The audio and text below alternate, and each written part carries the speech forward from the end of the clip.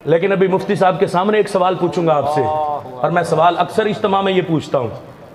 हजरत इमाम हुसैन रदी अल्लाह ताला अन्हु की शहादत का दिन कौन सा है? बहुत अच्छे, वाह भाई। कौन सा दिन है? सारे इज्तिमा से बताओ, उलमा नहीं अवाम। हजरत इमाम हसन की शहादत का दिन कौन सा है? लगी होश करो। रवाफिज के यहाँ 28 सफर है, आले सुन्नत के यहाँ 5 रबीउल अव्वल शरीफ है। कितनी राफजियत हमारे अंदर घुसी पड़ी, हमने आज तक निकालने की कोशिश ही नहीं की। कितनी राफजियत हमारे अंदर घुस गई, हमें ख्याल ही नहीं रहा। कौन बचाएगा इस राफजियत के गन से? हमें हम बचाएंगे इंशाअल्लाह।